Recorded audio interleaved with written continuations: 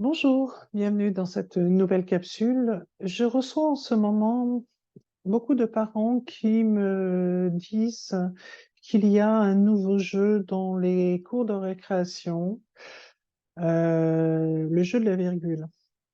Et certains sont démunis, ils ne savent pas comment communiquer avec leurs enfants. Alors, le jeu de la virgule consiste à taper plus ou moins violemment derrière la tête, ce qui peut générer le coup du lapin.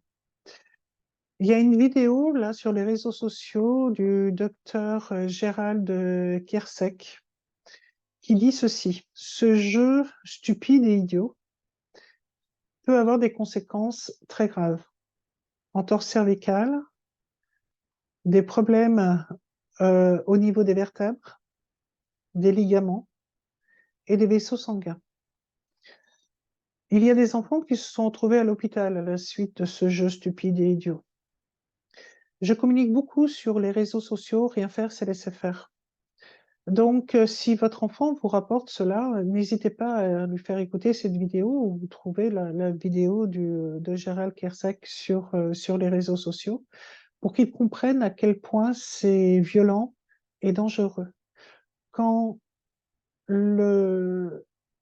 l'enfant ou l'adolescent agresseur fait le jeu de la virgule sur l'enfant victime, il faut qu'il comprenne qu'il y a des risques. Et des risques peut-être qui peuvent avoir des conséquences sur son développement futur. Donc, c'est pas anodin de faire ça.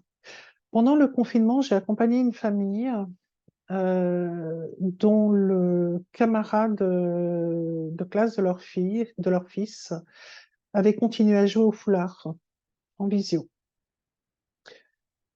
Malheureusement, ce jeu a eu des conséquences irréversibles sur son camarade de classe. Et bien sûr, cette famille a été extrêmement choquée et vivre un deuil traumatique, c'est extrêmement difficile. Donc, n'hésitez pas à partager cette vidéo si elle peut informer des parents ou des adultes en devenir que sont les élèves de primaire, de secondaire ou de lycée. C'est vraiment très, très important. Je m'appelle Sylvie Berenguer pour ceux qui ne me connaissent pas. Je suis spécialisée dans la gestion du stress et des émotions. J'accompagne des enfants victimes de harcèlement. J'accompagne aussi des anciens enfants, donc des personnes devenues adultes, qui vivent les conséquences délétères du harcèlement scolaire qu'ils ont vécu et qui a terni cette confiance en soi et cette estime de soi. Donc le harcèlement n'est pas anodin. Prenez soin de vous. À très bientôt. Au revoir.